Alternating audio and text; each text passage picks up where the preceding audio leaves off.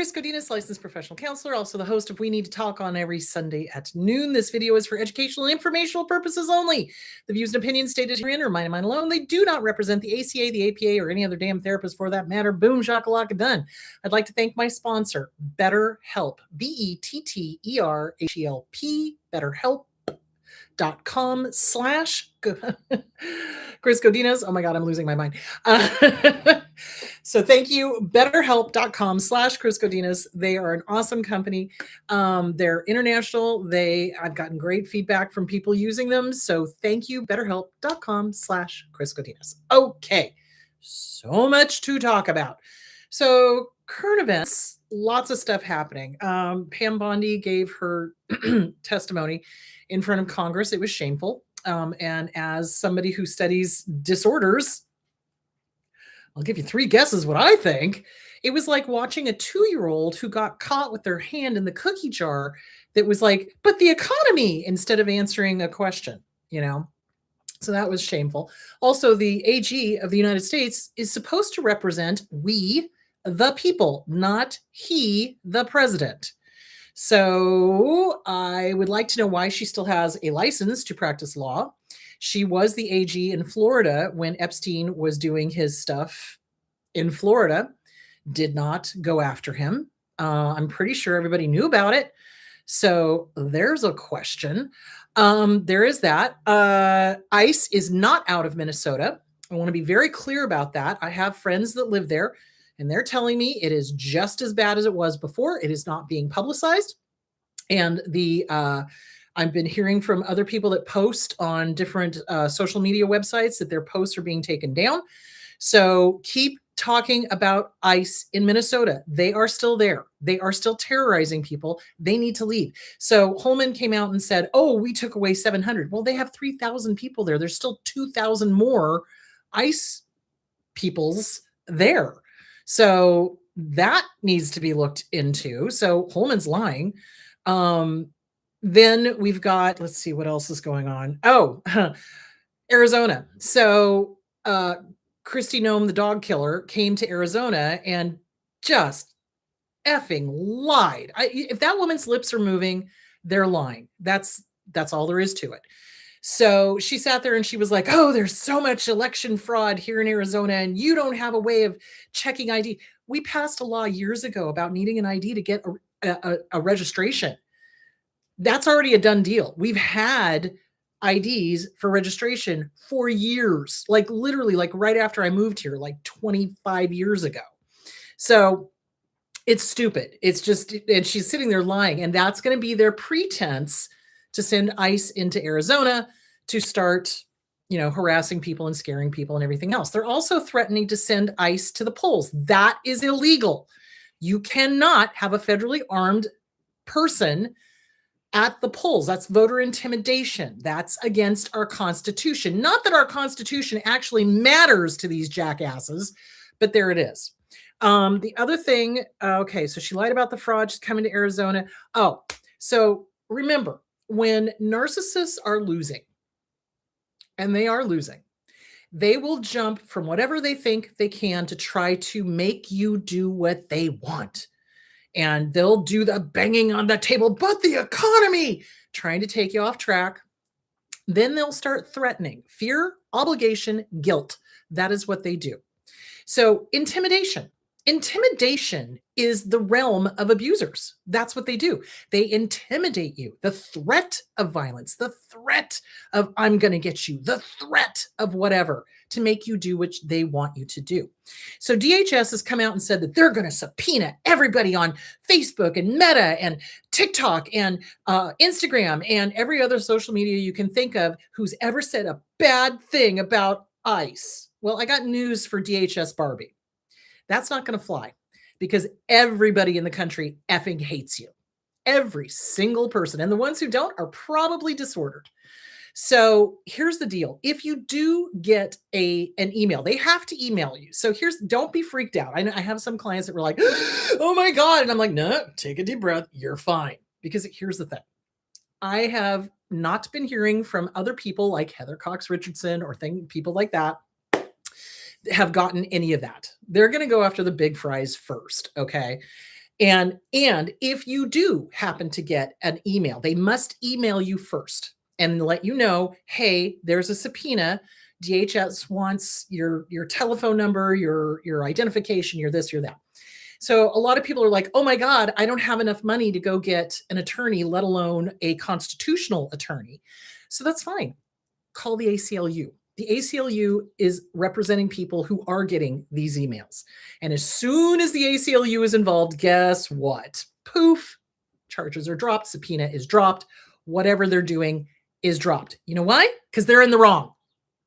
This is a First Amendment issue. They're trying to stop you guys, us, you, me, Heather Cox Richardson, Aaron Parnas, Midas Touch. They're trying to stop us from talking. Abuse thrives in silence. Do not stop talking. You have nothing to fear. They want you to be afraid. They do. So if you get an email, you immediately contact the ACLU and you hook up with them and you get them to represent you, and that will go bye-bye. So there that is. Listen, guys, they do not bend a knee. Do not comply in advance. This is where we need to get tough. And here's the other good news I'd like to tell you. So they tried to go after Mark Kelly and the other 5 senators that did nothing more than put out a video saying, do not, to the military, do not follow illegal orders. Don't give up the ship, which is, you take an oath to the Constitution, not to Pete Kegsbreath, whatever the frick his name is, not to Trump, not to the president. No, you take an oath to the Constitution. Are you following the Constitution? That's basically what they said. And that's what every military person has to do, is they take an oath to the Constitution. They were just reminding them of that. So Kegsbreath immediately tried to have Kelly demoted and his retirement stripped from him. And he wanted to file federal charges. So he sent it to a grand jury. Now, this is almost unheard of. Grand juries, 99% of the time, say, oh, okay, yeah, let's go ahead and do this as the federal government. Grand jury came back and said no. Grand jury came back and said no. That should tell you something. They are no longer accepting the word of the government, because the government is a liar. Every single last mother clucking one of them, especially Noam, Jesus Christ. Anyway, and they came back and they were like, no, we're not going to indict Kelly. There's nothing to indict for. He didn't do anything illegal. So the tide is turning. The public is not with them. That should make you feel a lot better. Now, do we still have an uphill battle? Abso-freaking-lutely. Is Trump going to interfere with the elections? Absolutely. Is DHS Barbie going to unleash her hounds of hell here in Arizona? Probably. I'm not going to be surprised if and when that happens. Am I going to live in fear? Frick no. Tell you what, I didn't allow my a-hole of a father to abuse me. I'm sure as frick not going to allow some little ICE agent to abuse me. Now, could they? Yeah, they could. Could I end up in one of those concentration camps? Yeah, all of us could. But I will go down fighting, and I will be on the right side of history. I'll tell you that much. So there we go. All right. So let's dive into the nature of loss. So I've talked about grief before. I've talked about death and all of that stuff. But I want to talk about the nature of loss. I think what people are not getting or don't understand, because we don't talk about it. Let's be very clear. How often do parents, especially disordered parents, they don't talk about death and loss? They don't, because it's an uncomfortable subject for them. And so they may focus in on the death part. Some of them are very obsessed with death, everybody else's, not their own. But they don't focus in on loss. So when we are growing up, we are not emotionally prepared to deal with the different losses in life. So I want to talk more than just about death. Okay. Death is a given. Death and taxes. It's going to happen. And you're either okay with that or you're not. And you should probably go see a therapist. So it's acceptance. It's kind of like at some point in time, we're all going to be maggot food. We are. It's the cycle of life. It's the circle of life. So you got to be okay with that because that death comes for all of us at some point, even narcissists. And boy, howdy, they don't like that. So they don't talk about it. They don't talk about loss because to an abuser, to a narcissist, everything is win, lose, good, bad, all, nothing. So they don't want to talk about loss because to them, that's a loss, that's a lose, I don't want to talk about things that I can't conquer. So they never teach us about how to deal with loss. So let's talk about the different kinds of losses that we have or that we face as we go through life. So one of the things that somebody brought up to me and they wanted me to do this topic because it's been happening not just to them but to other survivors of abuse is when we have a dysfunctional family.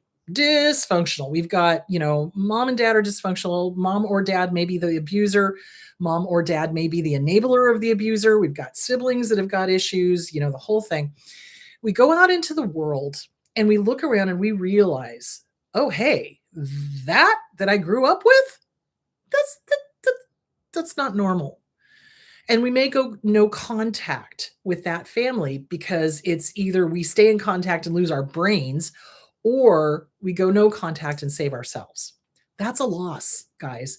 When I realized that I had to go extremely low contact with my dad and my mom to a certain extent, it was a grieving period. It was like, I don't have a normal family. And that's a loss. You look around, you see more normal or more healthy families, and you look at your own and you go, damn, no, don't have that.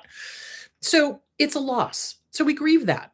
We grieve it. We may not recognize it as grieving, but it is a grieving process. And I strongly recommend if you have not sat down and really thought about it, now is a good time to do that. You might as well just, work through all this stuff. So write and burn letters. Dear mom, dear dad, dear family, dear whatever. What the hell?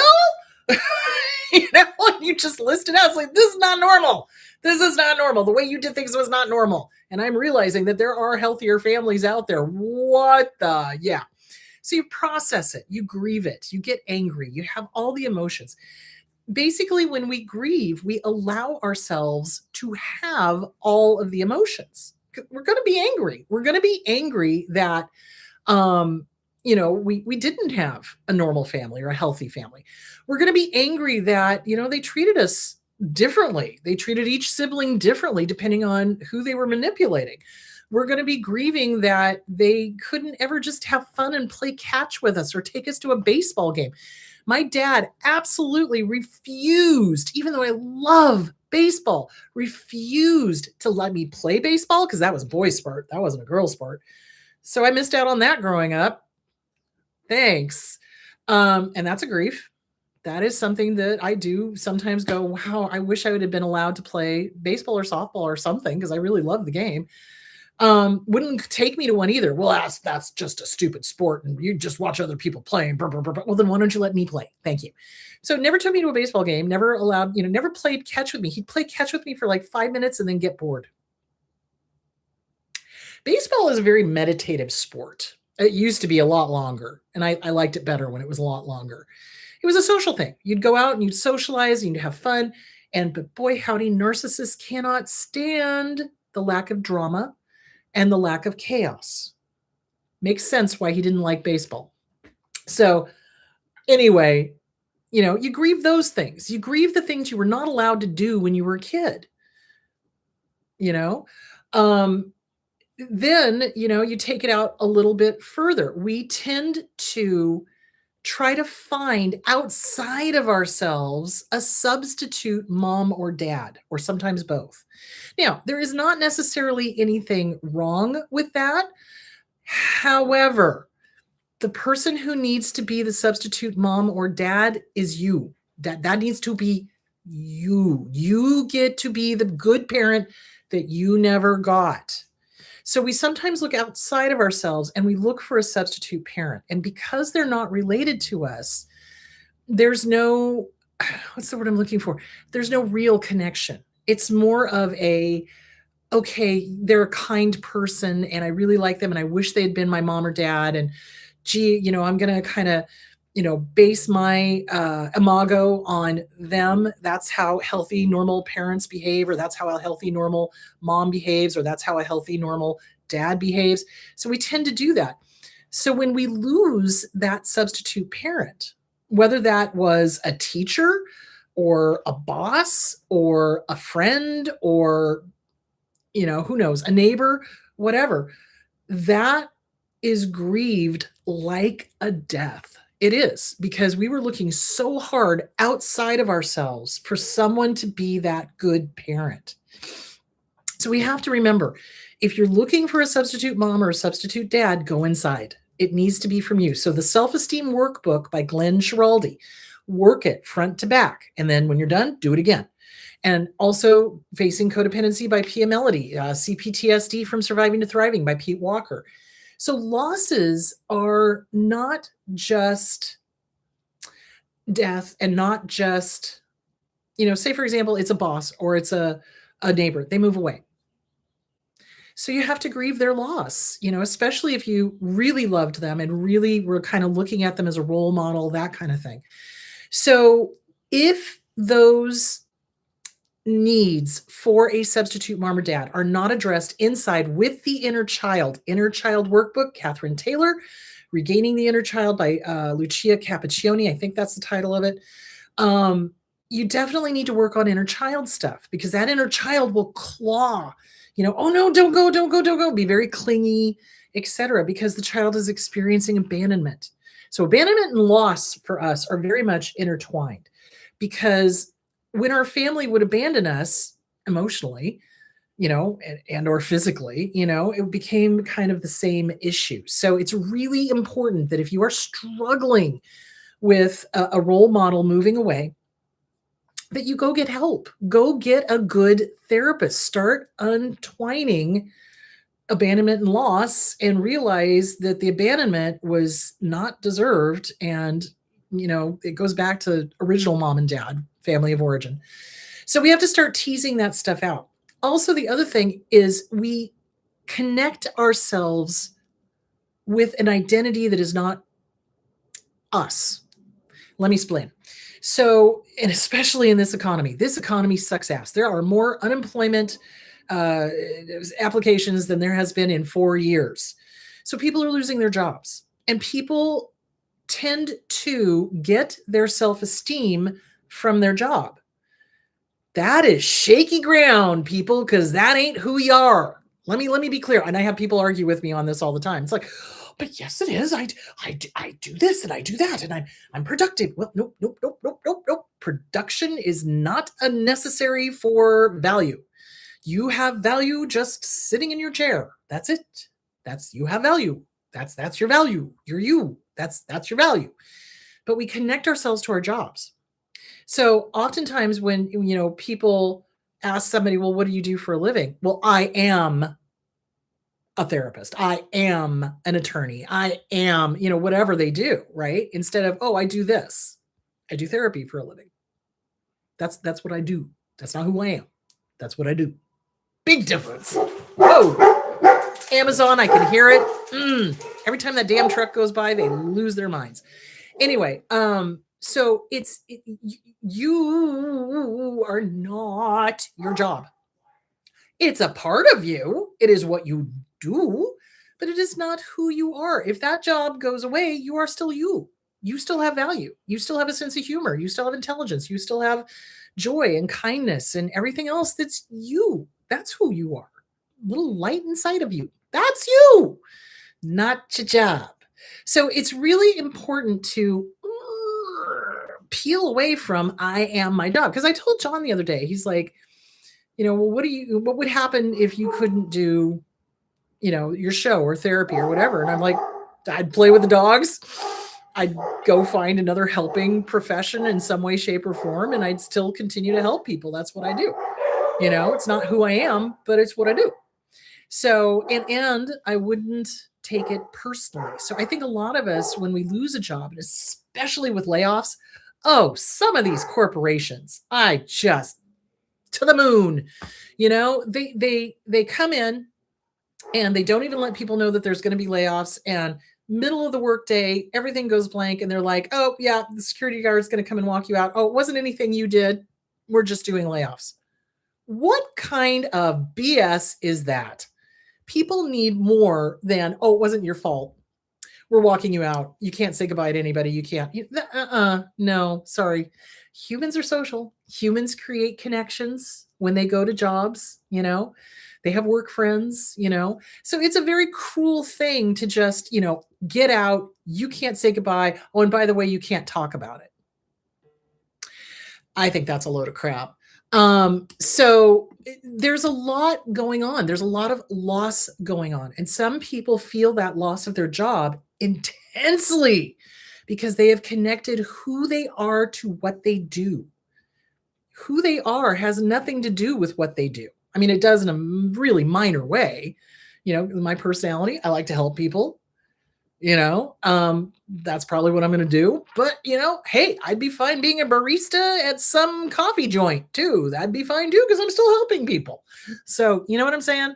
So it's important to separate who you are from what you do.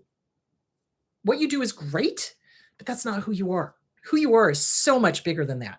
So it's funny because, back in the day when I first started doing this show, people were just outraged that A, I had a sense of humor, B, I swear like a sailor.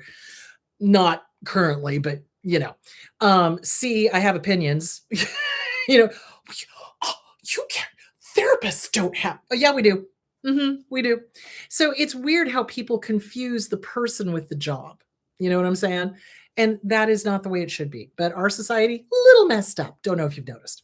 So anyway, you are not your job. You are bigger than your job. Who you are is so much more complex and layered and rich and deep than just what you do.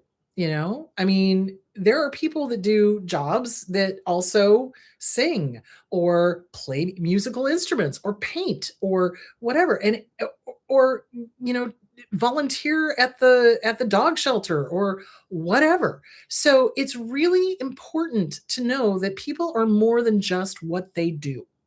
You are more than just what you do. You are a child of the universe. You have a light inside of you. So if you have been laid off from your job, they're lost, they're idiots, and you'll find another one. It's going to be a little tough in this economy, but you can do it. And your worth has nothing to do with what a corporation does. At this point, corporations can go pound sand as far as I am concerned. This is why we are in the problem politically that we are today. So yeah, you are bigger than your job. And we tend to take those losses as personal, and it's not. It is not personal. If a boss moves away, a father figure, a mother figure, a neighbor moves away, father figure, mother figure, it's not personal. You're not being abandoned. They've got their own life, and they got to go do what they need to do. You do you, they do them. You know what I'm saying? So it's really important to kind of, oh, thank you, separate that out, So losses also build on losses. So when we have a loss of any kind, a divorce, that's a grieving process. Delivery truck. That's a grieving process. When we have a divorce, when we lose a job, when we go no contact with family, when we realize that there's flying monkeys that are not our friends and we push them out of our lives, when we experience a death of a pet, death of a friend, death of a family member, it all builds and it brings back all the other losses. And people are often blindsided by how intense the grieving process is, thinking, oh, but I dealt with this before. I shoulda, coulda, woulda. I should be okay. Au contraire. So when we experience another loss, it brings up all the other losses. It does. It doesn't mean we have to grieve them all the way through again, but our little amygdala is going, hey, remember when this happened? Hey, remember when that happened? It's trying to keep us safe. So it does bring up all the other losses, and we do feel it very intensely. Healthy, normal people feel loss intensely. The ones who don't, I question as to what their personality disorder is. because loss is universal. Loss is built on other losses, and it's empathy too. So for example, when someone loses a loved one or a pet or anything, and it's a client, we're talking, I will tear up because I feel for them, because I know how horrible that feels. And I'm also thinking about the loss of my loved one or my pet or whatever, and going, wow, ooh, that's gotta hurt. Oh my God, I'm so sorry. Do you see where I'm going? It's empathy. So when we feel the loss, we are having empathy for ourselves. I know. Mind blown. Yeah, we're feeling empathy for ourselves. It's like, oh God, you have empathy for yourself too. It's not just empathy, it's not just for other people anymore. So it's for yourself as well. You have empathy for yourself. It's like, ouch, ouch. I feel that. So you allow yourself to feel, and you allow yourself to think of the other losses. What we tend to do in our society, oh my God, I'm so sorry. Whew, yeah. What we tend to do, and we'll talk about multiple losses in just a second. What we tend to do in our society is losses, because narcissists cannot stand to boop, boop, lose, they shove them under the rug. We're not going to talk about it. We're going to pretend the person never existed. I'm sorry. What? No, no, no, no, no, no, no, no, no. So anniversaries of losses are very important. Anniversaries of getting divorced are very important. I say go have a party. But, it's important to acknowledge, hey, this is when my world flipped upside down. So anniversaries are extremely important. And I often have clients dishearteningly tell me, oh, people are telling me it's been 5 years, I should be over it. Please tell them for me that they can go cluck themselves sideways with an unlubricated baseball bat, preferably one with splinters. Listen, guys, we don't get over it. Grieving losses, whether it's a job or divorce or a death or some other thing that happened that was adverse, we have to process it through. Anniversaries of those are very important. So when an anniversary of a death comes up, I encourage you, please do self-care. Do self-care all the time. But specifically for those dates, it's really important to take good care of yourself. And if the people who died, multiple deaths on one day, that does happen. I had one client that had over 18 deaths in a very 5-year period. It was ridiculous. So it's very important to have some sort of ritual. If you loved the person, you wanted to acknowledge them or remember them or whatever. I often tell people, write and burn letters. Write letters to the person, dear mom, dear dad, dear aunt, dear grandma, dear whatever, and talk to them like you were really writing them a letter. Writing letters, I guess that's archaic, isn't it? Yeah, well, I'm old. So or type it out or whatever you need to do. And then what you can do is you can either mail it back to yourself and then burn it when you get it, or you can mail it back to yourself, read it out loud and burn it, whatever you want to do, or just burn it once you've written it, read it out loud, burn it, and let the smoke carry the words to wherever it needs to go, So it's a really cathartic thing to do because you can get out everything you need to. Oh God, I'm going to tear up on that one. You can get out everything you need to say. It's like, dear mom, geez Louise, here's what's happened. I wish you were here to see this, that kind of thing. Or, whatever. If you're angry at them, you can be mad at them. You can, whatever. Your emotions are okay. So you just write and burn, and then you either mail it to yourself so you can get the sensation of mailing a letter and then open it up and read it out loud and burn it, or you just write it and read it out loud and burn it. Basically, reading it out loud and burning it is the important part. So anyway, there is that. So it's important to acknowledge the day. So when my dad died, he died, not surprisingly, of a heart attack on the toilet because he refused to get help. He was in the hospital. He had flu. And he refused to get help because it was a male nurse, and he didn't want a male nurse seeing his privates because he was so freaking homophobic. It wasn't even funny, which is interesting because a lot of narcissists are. So anyway, he died on the toilet. It was February 13th. And for the first 3 years, I couldn't understand why around Valentine's Day, I would start having heart palpitations because I did the little dents, didn't put it together. And then I was like, It's because it's the anniversary of my dad dying on the toilet. Okay, I gotcha. So once I acknowledged that, and then February 13th came up again, I was able to go, okay, I know what day this is. I know what, oh, I know, Heart. You don't need to remind me. I know. I know. I'll be go writing a FU letter to my dad. Thanks. And I would, and that pretty much stopped. So, but if you have a loved one that passed that you loved, you write them a love letter. I miss you. I love you. I wish you were still here. There's so much for me to tell you. I wish I could get your advice on X, Y, and Z, that kind of thing. Or something else that I do is I talk on the phone, in the car while I'm driving. I'll pretend to call my mom and I'll just be like, girl, you have no idea what just happened today, and I'll just have a whole conversation like I'm leaving her a message or something, it just feels good to get it out. So that is really important. When we lose a job, it's really important to talk to other people. It's important to get grounded and remind yourself that you're not your job. The people love you even if you lost your job. It's like that's not why people are with you. If they are with you because of how much money you make or what job you have, you're with the wrong people. Honestly, I mean, yes, money is important. I'm not going to lie. But, it's like money is not the end all and be all of everything. And in fact, I think I want to talk next week about narcissist obsession with the Benjamins. So we're going to talk about the obsession with money as far as narcissists are concerned.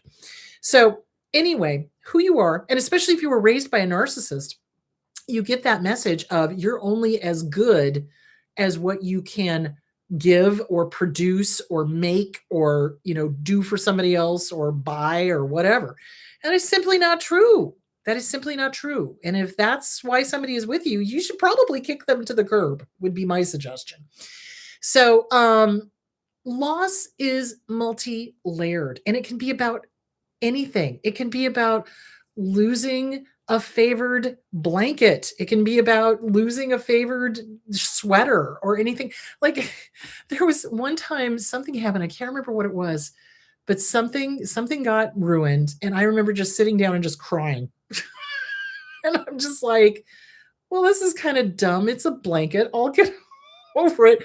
But then I had to figure out how old I was, and then go back and comfort that little one and be like, hey, just because we lost the blanket does not mean we lost the memories of that place that we got it in, So it's really important to kind of start teasing things out and separating out, is this my inner child? Is my inner child grieving something? Do they need to be comforted? And when we lose something that represents something else, that's often involving the inner child.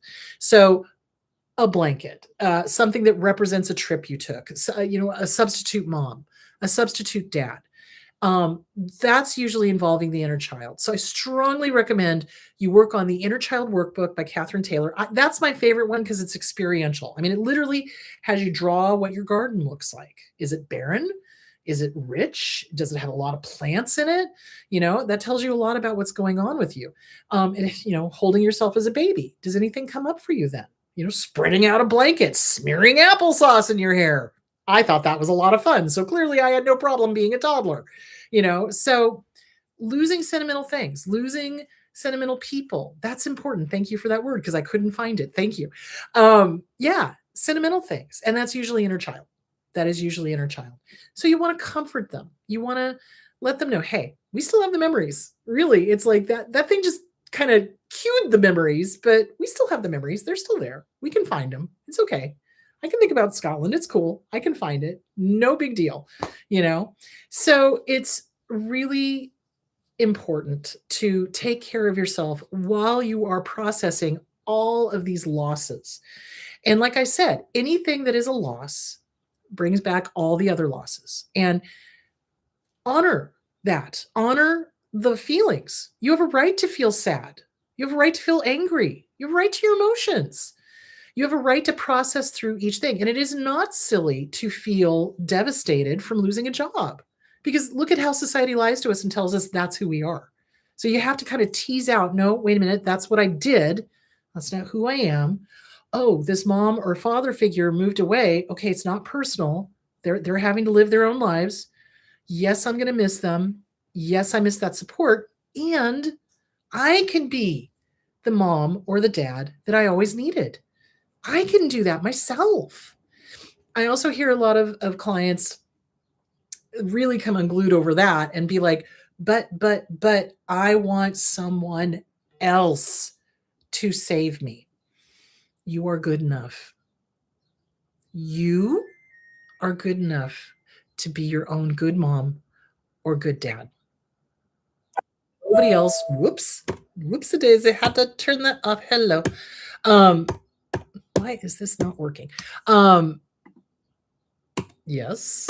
I don't know. Anyway, you are good enough to be your own mom or dad. You are. And I think a lot of survivors of abuse get this. I can't make this turn off. Hello. Yeah, I don't know. I don't know what it's doing. It's just being weird. I don't know. All right. Um, what was I saying? A lot of survivors of abuse have low self esteem and they don't trust or believe that they can be the support that they always wanted and needed. So in the morning, you do mirror work. That's one of the ways to get through to that inner child, the subconscious. So you do mirror work. So when I look in the mirror, I always say something nice or positive or you got this, you know what you're doing. Here you go, that kind of thing. So mirror work is just looking in your own eyes, or if you want to, acknowledging your inner child. Hey, inner child, I hear you, I see you. I love you. You're okay. I got your back. I got your six. You're safe. You're okay. And guess what? I will be the mom or dad that you always needed. And what you always needed was love and support and to be heard and believed. Baby doll, I hear you. I believe you. And then you walk out. And you just keep doing that. Now, are you going to believe it off the bat? No. No. You're probably going to be like, this is stupid. But then you do it enough, and pretty soon your inner child is going to be like, oh, I like this. This is cool. Right on. Oh, yay. I have support. You know what I'm saying?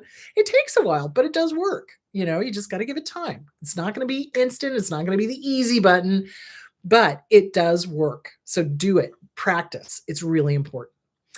Okay, so I think I covered all of the ways that we don't really expect losses. It can be from sentimental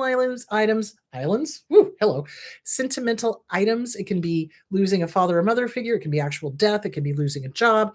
It will bring up all of the other losses. Just allow, don't resist. When we resist, it's like, oh, I don't want to think about it. I don't want to think about it. I don't want to think about it. I don't want to what am I thinking about the whole time? So you just kind of go, okay, I need to think about this. I need to think about this. This is something I need to think about. I'm going to process this through. Ooh, what am I feeling? Ooh, I'm feeling sad. I'm feeling hurt. I'm feeling angry. I'm feeling this. I'm feeling that. Really important. So honor your emotions. Take care of yourself. Do self-care. Epsom salt, warm baths are lovely. If you can, get massages. Remember, massages can release the body memories. So just be prepared. You may have flashbacks, may not. But do self-care. Drink a lot of water. Eat healthy as much as you can. Try to avoid the sugar. I know we all go for sugar when we're stressed. So what you resist persists. Yes, absolutely, 110%. So don't resist it. When a thought comes in, you just go, oh, that's interesting. Can I, or should I do anything with this? Oh, yeah, I can and I should. Okay. And then you process it through. Journaling is fantastic. I love journaling. All right, let's get to the questions. Boop. All right. What does it mean when we can no longer cry? Tears sometimes come slowly and quietly. Lost the ability to cry because of being raged at when grieving. Oh, right there with you. Damn. So my dad told me, and I'm sure you've heard this before, in my book, What's Wrong with Your Dad, available on Amazon, also on Audible. My dad told me, you're a Marine, Marines don't cry. He would get mad at me and he'd slap me if I cried. So I learned very quickly not to cry. When I turned 16, because we get stunted being around narcissists, I finally went, wait a minute, I never enlisted. I'm not a Marine. What the? So then I started allowing myself to cry. So it's a matter of making it safe for yourself. So when I first started crying, I didn't like crying in front of people because it felt like a weakness, because the narcissist would exploit the vulnerability because they hate anyone who has an emotion that they cannot feel. So when I first started allowing myself to cry, I'd do it in private. I'd go find a closet, close the door, and I would sob silently. Now, damn, I'm pretty sure my neighbors know when I'm crying because I just let it rip. It's like, I'm not hiding from anyone. If they don't like the fact I'm crying, they can stuff it. So it takes steps, guys. You're not going to get to the, militant crying until later, but it's basically it takes steps. So you make yourself as safe as possible. What will help you? What will help you? The other thing I used to do when I lived by myself, which I then didn't have to hide in a closet, I would put on the saddest music I could possibly find. I was like, I'm feeling this logger jam of emotions, and I know it has to do with sadness, and I know it has to do with wanting to cry, but I can't quite allow it. So let me put on something that's really going to get to me. Oftentimes it's classical music. I'll just put on really sad classical music, really moody Beethoven. Great for that. Really moody classical music. And the next thing I know, I'm like, sobbing, or operas. Sometimes it depends on the opera. My dad used to force me to watch or listen to operas. And I generally don't like operas. Some of the music I really love, hate the storylines. Anyway, the point being is you make it safe and you make sure that you're in a comfortable spot. You have Kleenex, you got a glass of water, your phone's on do not disturb, and you just allow. It may or may not happen. Don't force it, but you give yourself the opportunity and you keep reminding yourself it's okay to cry. It's okay to cry. Crying is normal. Not crying is abnormal. Every single mammal on the face of the planet tears up when they feel pain. When we cry, it's because we are in emotional pain, So it's okay. It's okay to cry. Let it out. Let it out. It's okay. Tears are good. Tears are cleansing. Tears are cathartic. Allow it. It's okay. Tears are your friend. Make friends with your tears. It's okay. What was I listening to the other day? Oh, I was listening to Gordon Lightfoot. I love Gordon Lightfoot. I used to love listening to his songs. And If You Could Read My Mind came on. And for some reason, it just hit me that he had passed. Oh, see, I'm going to tear up again. And I loved his voice. He had an amazing voice. And that song played out, and I was singing along to it, and I was just sobbing the whole time because I miss him. He's gone. I went to one of his concerts when he was older. It was after he'd had his stroke. It was a little hard to listen to, but it was still him. So, it's good to find something that helps you access those emotions. It's okay. I miss Gordon Lightfoot. Every time I hear his songs, I start bursting into tears because I miss him. So it's kind of a happy, sad thing. And you can do that. You can have two opposing emotions going on at the same time. I know. That's hard for us because we were raised with that black and white thinking, So Disney movies, oh yeah. I will not watch Bambi. Nope. Anyway, so yeah. It's Disney movies are good to cry to. They often have a spot where you're just like, oh my God. So yeah, music can help you and movies can help you. And you just make it as safe for you as possible. And you keep comforting that little one, have a nice soft pillow that you can kind of hold and rock and just, hey, you're okay. Everything's fine. You're okay. It's okay to cry. It's okay. And you just allow. The tears may or may not come, and it does take practice. It really does. Because like I said, I didn't cry until I was 16. And then at first I would hide. And then I finally, started doing it when I lived by myself, not in the closet. But then, now I'm just, I'll cry at the drop of a hat. So, if I'm feeling the emotion, it's going to come out. I'm going to allow it because emotions are valuable, man. They tell us where we need to focus attention on. Where do we need to love ourselves more? What do we need to focus attention on? How do we need to take care of ourselves? Where's the danger? Anger is a good indicator of danger because remember, it's the guardian of the softer emotions. So you honor yourself, honor the emotions. Absolutely. All right. Let's see if that answered that question. Yeah, I used to get raged at too. You're not alone. What does it mean when someone shows you attention and you feel like a fish on a hook when they give it to you? Oh, Lord. So when we have the spotlight on us, somebody's giving us attention, That's scary because when we were in our family of origin, I don't know about you guys, but when I was around my dad, I did not want to be noticed. I did not want his attention on me because it was either sexual and inappropriate or he was looking to hit me. So it was kind of like, if I can just sneak past and get into my room, I'll be safe. So, yeah, attention is very uncomfortable for us. Compliments are very uncomfortable. So it's really important, again, self-esteem workbook, Glenn Schiraldi, to start working on. It's okay when somebody pays attention to you. It's okay when somebody compliments you. There's kind of a dual thing that we go through, though. It's like we will then immediately go, what the hell do they want? That's what I do. I'm always like, and what's your agenda? But we're always going to do that because that kept us safe. And it does kind of keep us safe from abusers out in the real world.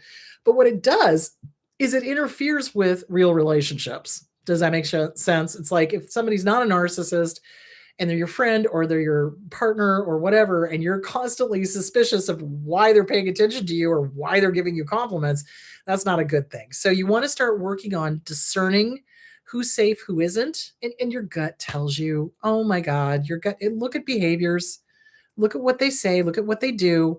When somebody shows you who they are, believe them the first time. So that's really important, is to trust your gut. How do you start trusting your gut? You work on self-esteem. You work on getting rid of the codependency. So self-esteem workbook, Glenn Schiraldi, Facing Codependency by Pia Melody. You work on the trauma, CPTSD, From Surviving to Thriving by Pete Walker. You work on the body stuff, The Body Keeps Score by Bessel van der Kolk. Love him. You do those things and you honor yourself and you honor your emotions. That's the really important thing. And trust your gut. Trust your gut. Start practicing. Okay, gut, yes or no question. Does this person feel safe? And how you start trusting your gut is you start with small questions that you already know the answer to. And I know you guys have heard this a million times, but I'm going to go back over it for the newbies in the group. So for me, I hate peanut butter. I'm sorry. I can't. I think it's the texture. I don't know. Or maybe it's the taste. I don't know. I don't like peanut butter. I don't like it.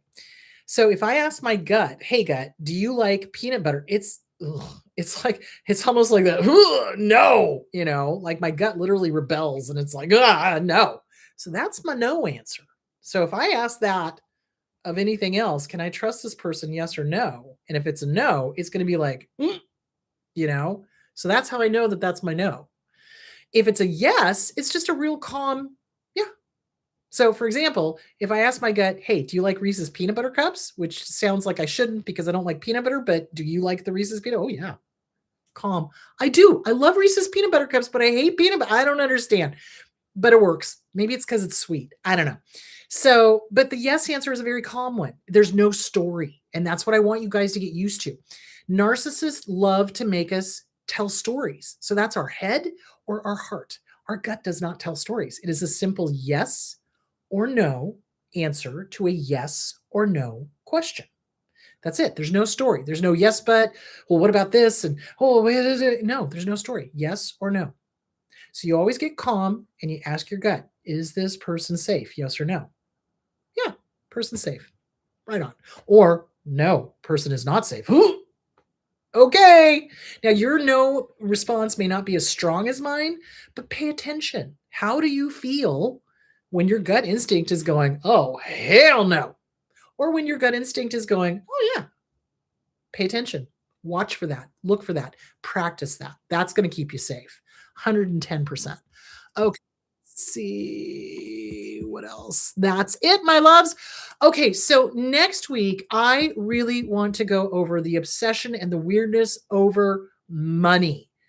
Money, money, money, money, money, money. They will ruin relationships. They will blow up families. They will do whatever in search of the almighty dollar. So I want to talk about narcissists and money. So I think that's going to be a really important topic. So, all right, guys. And if you have any topics that you would like to see me cover that I have not covered recently, please check back to see if I've covered it recently.